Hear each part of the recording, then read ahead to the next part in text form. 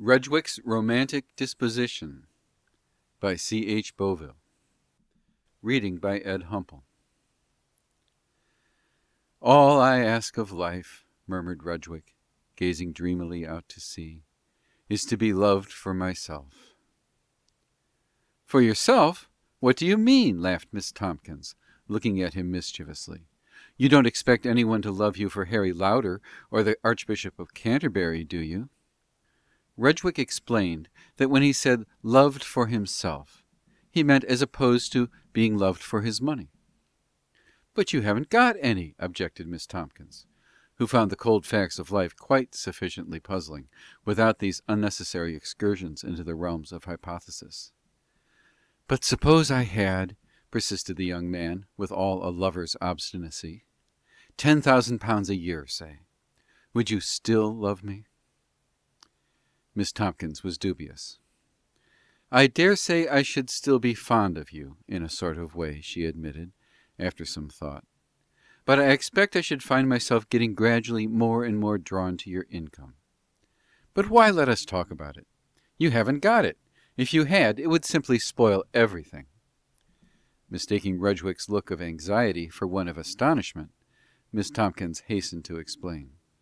"The dream of my life has always been to marry some dear, nice man," she pressed Rudgwick's hand affectionately, "who was quite poor, and to help him and inspire him in his struggle up the ladder of success.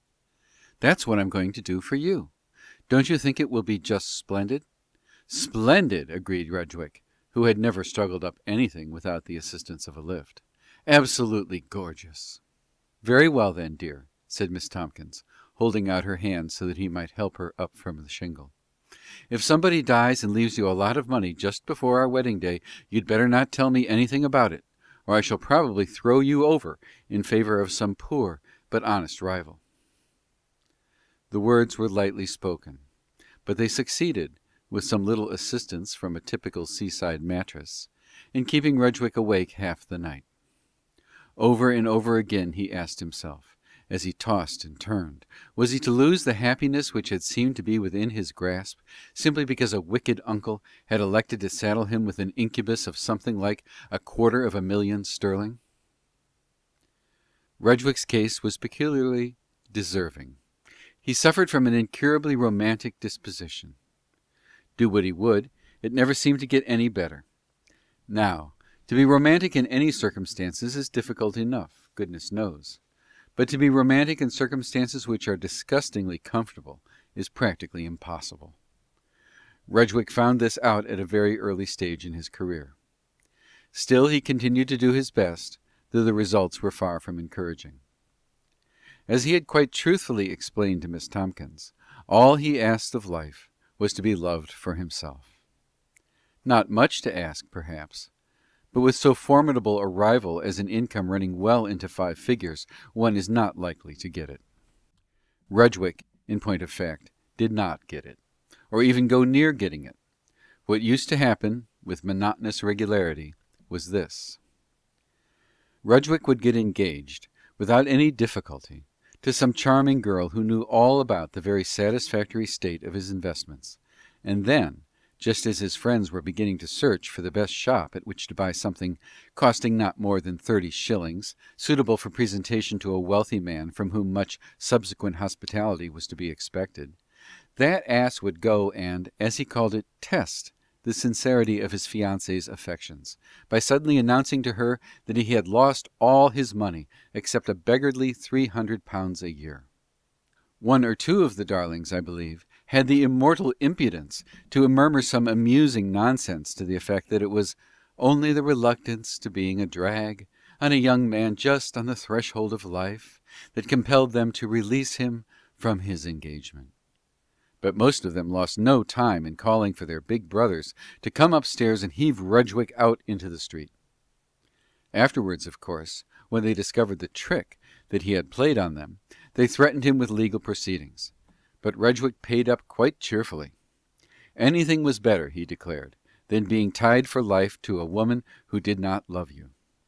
Friendly attempts to make him understand that this was not half so exhausting as being tied for life to a woman who did love you, he received with disfavour. Consequently, when Rudgwick met Miss Tomkins on the esplanade of one of our most popular seaside resorts, and decided, directly their eyes met, that the only possible girl had at last come into his life, he also decided that on this occasion his love story would begin a little differently.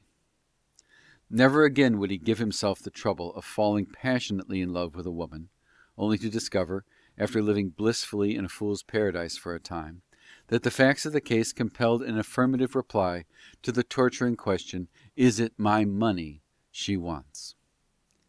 This time the object of his adoration should be given not the slightest inkling that he was a man of means, until she had shown that she possessed sufficient force of character to love a man for what he was, and not for what he had got. Then she should have her reward. In the meantime she should be wooed in some modest, yet withal gentlemanly guise. After mature consideration, Rudgwick came to the conclusion that the role of bank clerk combined modesty and gentility in about the most suitable proportions. A woman did not love a bank clerk because he was a bank clerk, but because, in spite of the souring nature of his occupation, he had contrived to remain a very charming fellow. It was, then, as Mr. Ballpen, a bank clerk on his holiday, that Rudgwick, having vacated his palatial quarters at the Esplanade Hotel, took up his abode at Magenta House, the select boarding establishment to which he had tracked the fair unknown. Rudgwick had never been in a boarding house before, the best rooms in the best available hotel having hitherto always met his modest needs quite satisfactorily. But for the sake of settling himself comfortably in life, he was prepared to run some risks. Once established in Magenta House, Rudgwick lost no time in setting about the task of winning Miss Tomkins' young affections. And they were worth winning, in spite of the fact that her papa was apparently not one of the old noblesse. To be precise, he was a speculative builder of some eminence, and that her relentless godparents had pushed her out onto life's stormy waters with such a millstone as Ermyntrude about her neck. She was about as nice a girl as any man could wish to meet. Ermyntrude, it must be confessed, was a bit of a shock to Rudgwick just at first. Like most of us, he had always imagined that it was the Mrs. Harris of feminine nomenclature, invented by alleged comic authors for their own blackguardly purposes. To discover that not only did such a name exist, but was actually borne by the very woman with whom he had every intention of falling madly in love, was rather overwhelming. For the matter of that, though, his own name was Oswald, so undoubtedly there would have to be a fair amount of give and take on both sides. Before he had enjoyed 5 minutes of her acquaintance, Rudgwick had the good fortune to do something that attracted Miss Tomkins' very favourable attention.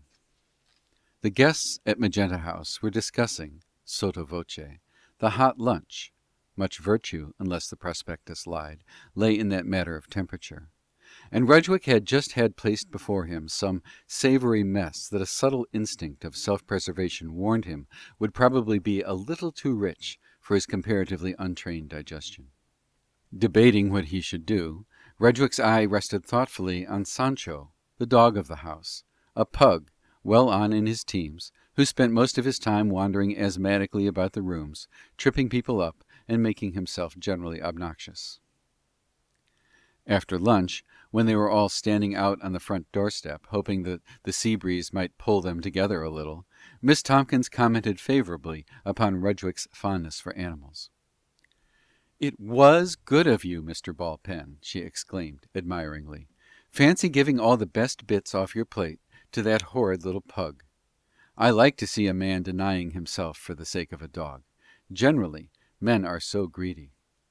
Rudgwick gave a careless, "Oh, that's nothing" sort of laugh, and explained to her that dogs were a passion with him. He would do anything for a dog. Then Miss Tomkins told him about her dog.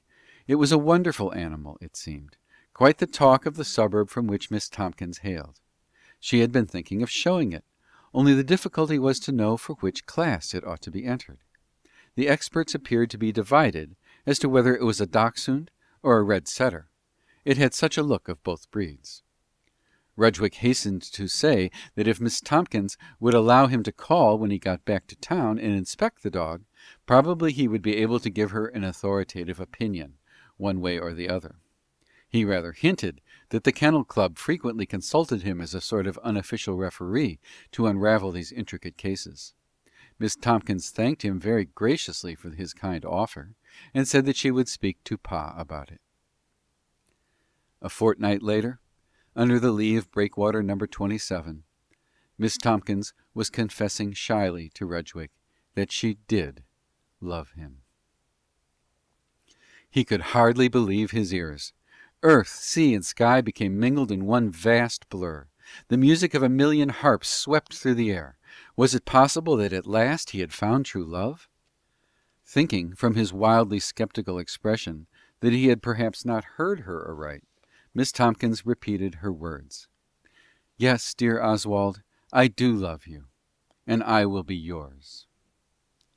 The turbulence of Rudgwick's emotions found expression at last in one painfully stammered word. "Why?" The question was just a little startling, but Miss Tompkins, after a momentary hesitation, answered quite frankly.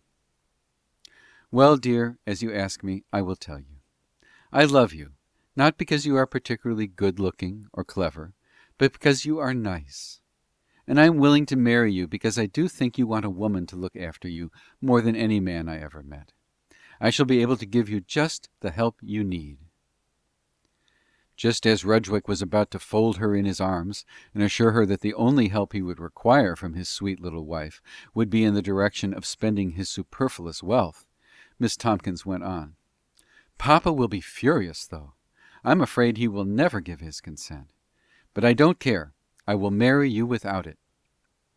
This was the point at which Rudgwick's romantic disposition elected to butt in and proceed to play the hopeless fool. It had been his intention to reveal to Miss Tompkins the truth about himself directly he was assured that she loved him for his own sake and not for the sake of what he had got. But her last remark suggested possibilities which Rudgwick felt he simply could not allow to go unexploited. Hitherto the course of true love had always been for him as smooth as a water chute. At the slightest indication of a penchant, the lady, her parents, and everybody concerned tumbled over themselves in their anxiety to make things as easy for him as possible. But here was a vastly different state of affairs. A delicious vista of clandestine meetings, stormy scenes with an infuriated father, and possibly, glory of glories, an elopement at the end of it all, spread itself before Rudgwick's mental vision. To cut this moving drama short at the end of the very first act would be nothing short of a crime. So Rudgwick allowed the poor innocent girl at his side to rattle on with her clever schemes for making ends meet on an income of less than £150 a year. While things were going on in this pleasant serio-comic fashion, Ermentrude's father suddenly took it into his head one Saturday morning that he would like to run down and spend a week-end in his daughter's society. He gave no intimation of his coming, his idea being to afford his daughter a pleasant little surprise. As things turned out, it was Mr. Tompkins who got the little surprise. Rather unfortunately, Rudgwick and Ermentrude were out when he arrived, so Mr. Tompkins had an opportunity to enjoy a long and somewhat perturbing chat with the chatelaine of Magenta House, a lady amongst whose faults a lack of powers of observation or undue secretiveness could certainly not be reckoned. Matters of the first importance, to which Ermentrude had not made the remotest reference in her daily picture postcard to the home circle, were brought to Mr. Tompkins' knowledge. His matter, when his daughter and Rudgwick came in together to tea, after a long delirious tete-a-tete behind their favourite breakwater, was the reverse of genial. "I didn't catch your name," he said truculently to Rudgwick, when Ermentrude, obviously flustered by the unexpected apparition of her papa, had floundered through an incoherent introduction. "My name," said Rudgwick pleasantly, "is Ballpen, Oswald Ballpen." "Ballpen? Ballpen?" said Mr. Tompkins, turning the name distastefully on his tongue, as if he were a wine taster about to pass sentence on some alleged claret. I want to have a few words with you, Mr. Ballpen. Certainly, was Rudgwick's affable rejoinder. He leant easily against the mantelpiece, prepared to listen cheerfully to anything which Mr. Tompkins might have to say. Suddenly he caught sight of Ermentrude making violent signals to him from behind her father's back to sit down. Slightly mystified, he took her pantomimic advice, for which he was afterwards not sorry. Miss Tompkins knew what she was about. She had seen her father having a few words with young men before. "And now, Mr. Ballpen," said Tompkins père, leaning forward in his seat, with a fat hand planted aggressively on either knee, and plunging with praiseworthy directness in media res, "I should like you just to tell me what you mean by having the sauce to make up to my daughter. What are you, hey?" "I'm a clerk in a bank," replied Rudgwick, with unruffled composure. He had never before enjoyed the experience of being regarded as an undesirable party, and he found it delightful. "I'm a clerk in a bank, and as you are evidently of an inquiring turn of mind, I may add that my salary is at present £110 per annum. Some day, if I am lucky, it may be a little more. Not much, though." A large vein in Mr. Tompkins' forehead began to behave like a cinematograph picture. He turned to his daughter and said, in an awful voice, "Leave the room, Ermentrude. I'm going to talk." "Nonsense," said Rudgwick, laying a detaining hand on Miss Tompkins' arm, as she rose hastily to obey the paternal mandate. "Stay where you are, dear. We're both on in this performance." Performance was undoubtedly the word, though Rudgwick had long ago lost sight of the fact that he was only playing a part. "May I ask," demanded Mr. Tompkins, after a brief struggle with some obscure laryngital trouble, "if you propose to marry my daughter, Mr. Ballspond?" "I do," was Rudgwick's terse reply. "I love her, and she has given me to understand that she loves me. There does not therefore seem to be anything in the way of our happiness." "Loves you!" howled Mr. Tompkins, rising from his chair so that his emotions might have freer play. "Loves you! A rat of a clerk!" He rendered the offensive word doubly so by making it rhyme with work. "A rat of a bank clerk, when the biggest house and estate agency in North London is only waiting for a suitable opportunity to say the word to her? Do you think a daughter of mine is going to pig it on £110 per annum when she could have the thick end of 2,000? Do you think she's clean off her onion?" "No," replied Rudgwick blandly, "although that vegetable appears with unnecessary frequency at the table here. I cannot say that Ermentrude has yet shown any marked symptoms of satiety." Mr. Tompkins seized from the mantelpiece behind him a colossal mock Dresden vase, which had been giving Rudgwick bad dreams ever since his first view of it, and balanced it in his twitching fingers for a minute or more. Then, to Rudgwick's deep regret, he replaced it, uninjured.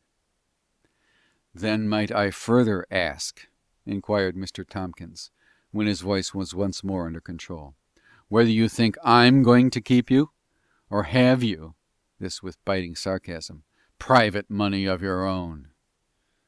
"I have no private means," answered Rudgwick boldly.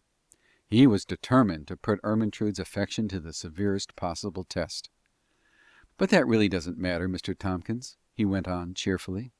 "There are other things in this world besides money. You don't know it, but I know it, and Ermentrude, God bless her, knows it too." Ermentrude did know it.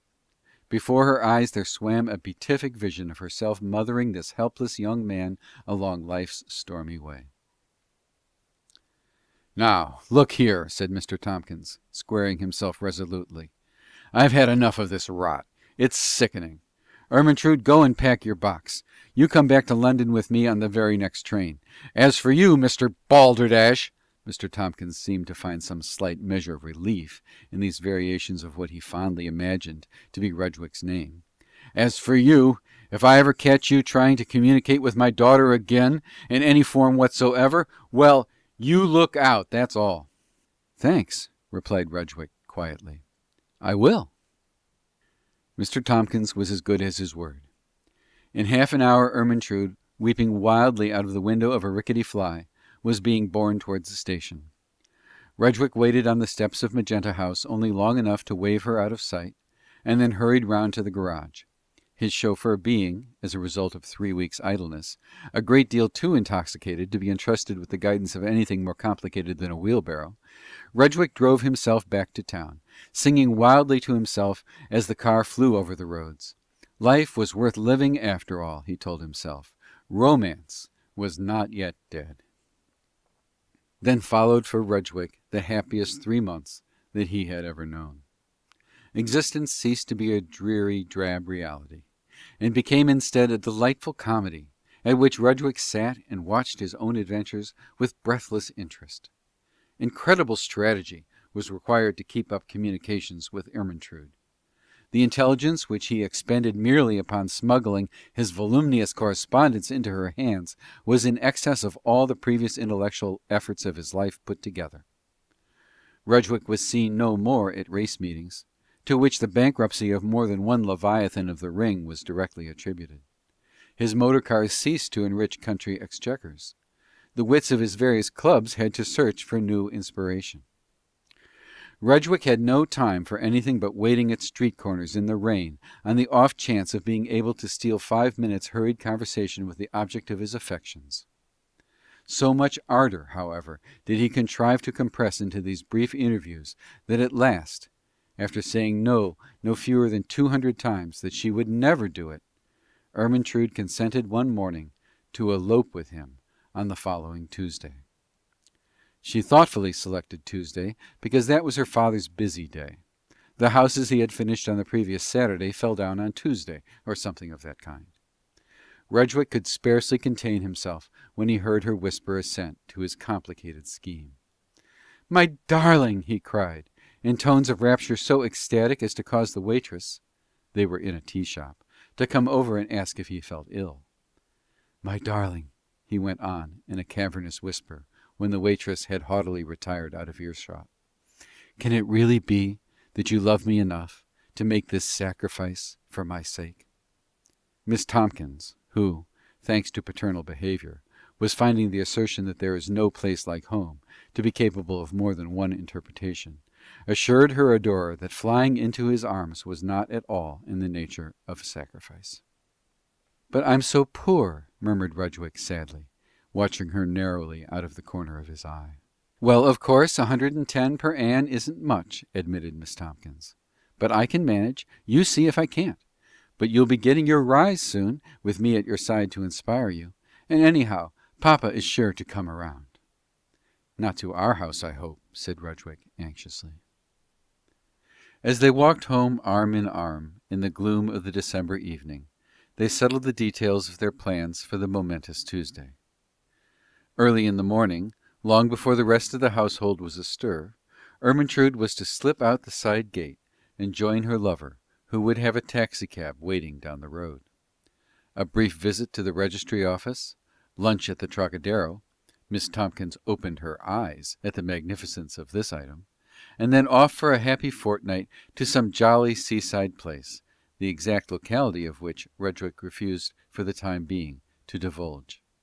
He smiled to himself as he thought of what Ermentrude would say when she found out the jolly seaside place was Monte Carlo. At 6:45 on a foggy December morning, the streets of London are uninviting. Rudgwick, shivering in the bleak air, found that romance has its trials as well as its joys. Anticipation of the day before him had kept him awake practically all night, and he had an extremely bad cold in the head. Much as he loved Ermentrude, he could find it in his heart to be vexed with her for being 20 minutes behind time. If a woman could not be punctual for her elopement, what could she be punctual for? It was cold hanging about in this raw air, and a tiresome policeman kept coming up and looking at him in a very annoying way. Rudgwick made his way cautiously toward the side gate of the Tompkins mansion. It was so dark that, even if anybody was about, there was no danger of his being recognized. Not a sign of Ermentrude anywhere. Growing desperate with impatience, he opened the gate very quietly and put his head and shoulders inside. Instantaneously he found himself roughly seized by 2 men who leapt from behind the wall and thrown heavily to the ground. One of the men, approximate weight as estimated by Rudgwick at the time, 20 stone, knelt on his chest while the other blew a police whistle with disturbing violence.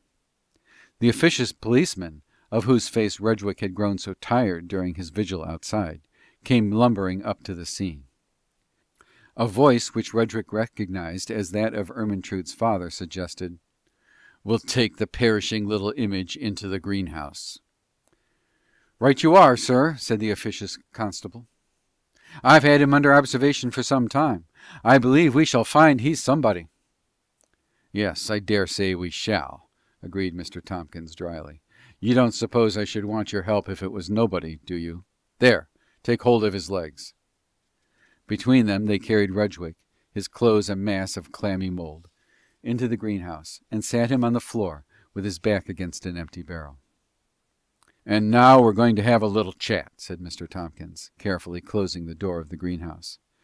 "Constable!" exclaimed Rudgwick, pointing an accusing finger at Mr. Tompkins, "I give that man in charge for a most unwarrantable assault, of which you were a witness." When the constable had done wiping his eyes, and had told the others for the 4th time how much the magistrate would enjoy this joke when he heard it, and had made a careful note of the prisoner's bon mot in his book, Mr. Tompkins said, "Oh, I know this chap well, constable. He goes in for being a comic. That's not half so funny as some of the things he says, and does. He came here this morning to elope with my daughter. That's not bad, is it?" "Elope with your daughter, sir!" exclaimed the policeman, in horrified accents. "That's most suspicious. What is he, might I ask?" "He says he's a bank clerk," said Mr. Tompkins, looking at Rudgwick with ineffable contempt. "A bank clerk on £110 per annum." "In that case, sir," said the constable very decidedly, "I think we'd better search him." Rudgwick's temperature dropped a few more degrees with apprehension. Only the day before he had called at the bank to lay up a good supply of funds for the honeymoon. Rudgwick's idea of what constituted a cosy little sum for a month's jaunt on the continent ran well into 4 figures. At the present moment he had on his person banknotes to the value of something like £1,200. And there was another thing. Only the week before the bank had been defrauded of large sums by a very ingenious swindler. Rudgwick remembered that yesterday he had chaffed the cashier about it while the latter was getting him his money. The cashier did not seem to think the incident so humorous as Rudgwick had tried to make out. Supposing the constable found this large sum of money on him, in notes stamped with the impress of the very bank which all the world knew had been so recently robbed, good heavens! He might think the worst. It was exactly what the constable did think. Very few constables ever think anything else. P.C. Parker's eyes grew bigger and bigger as he counted the notes in Rudgwick's case. When he had got over the 1,000, hope gave way to certainty. P.C. Parker saw himself a sergeant on a comfortable West End beat. P.C. Parker also saw himself receiving a very handsome present from a grateful board of directors. "Good heavens!" he cried, trembling with excitement. "I believe we've got the man that robbed the London and Northwestern Bank. I've heard that one of the clerks was suspected. I must take this chap to the station at once, sir." "Must you?" Mr. Tompkins' tone implied acute disappointment. "Couldn't you let me step on and off him once or twice before he goes?" "You'd better," he urged, as the constable shook his head doubtfully. "He might be violent if we don't hammer a little of the devil out of him as a precaution." The constable was just beginning to show some signs of giving way to Mr. Tompkins' kindly importunity, when the door of the greenhouse was flung violently open and Ermentrude tottered in, followed by 2 dishevelled domestics. "We tried to hold her, sir, as you told us," one of them panted, "but she fought like a demon." By this time Ermentrude was on her knees at Rudgwick's side. "My poor darling," she moaned, kissing his grimy cheeks, "what have these wretches done to you?" Rudgwick gave her to understand in a faint voice that the recital of what they had not done would involve less of a physical strain. Ermentrude turned flashing eyes upon her father. "I'll never forgive you for this, never!" "That'll do, Erm," her father replied, not unkindly. "You'll forgive me fast enough, and you'll be everlasting grateful to me for having saved you from this young scoundrel. Do you know what he is? A thief! The man that robbed the London and Northwestern Bank. Look at that." He pointed to the bundle of notes in the constable's hand. £1,450 I make it, announced P.C. Parker in a tone which implied that grave suspicion would attach to anybody who made it something else. "Where could a chap on 110 a year get all that money?" demanded Mr. Tompkins relentlessly of his daughter. "It's as clear as mud that he stole it, to elope with you." "How much will he get, do you think?" faltered Miss Tompkins, after a heartbreaking pause. 5 years, if he's lucky, came the reply from the legal expert present. Ermentrude turned to Rudgwick and murmured shakily, "Oswald, I'll wait for you. I know it was wrong of you to steal, but you did it for my sake. I'm to blame as much as you are." Rudgwick opened his eyes and looked around him wearily. He had had about enough romance for one morning. "My name," he said dully, "is not Ballpen, but Rudgwick, as that intelligent ass in blue will discover if he takes the trouble to look a little more closely into that pocketbook of mine. I'm not a bank clerk. I'm romantic. That's what's the matter with me. But I don't think I shall ever have a recurrence of the attack. I pretended to be a bank clerk for reasons which nobody here, not even you, Ermentrude, would understand. If you will kindly telephone to the address on my card and ask them to send one of my motors here to take me home, I shall be very much obliged." It was a long time before they could be persuaded to do it. When the motor car at last arrived, with Rudgwick's valet and his doctor and the manager of the bank and several other people who seemed to be very much perturbed at seeing his condition, Rudgwick asked to be left alone for a few minutes with Miss Tompkins. "Well, Ermentrude, I suppose it's got to be good-bye," he said sadly, when the sound of Mr. Tompkins' excited explanations and apologies had been partially deadened by an intervening door. "I'm not very poor, unfortunately, and I rather gather that a poor and struggling husband whom you could help and look after is the only sort you could have any use for."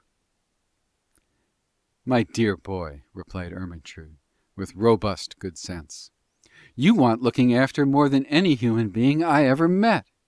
I don't intend ever to let you out of my sight again." End of Rudgwick's Romantic Disposition by C. H. Bovill.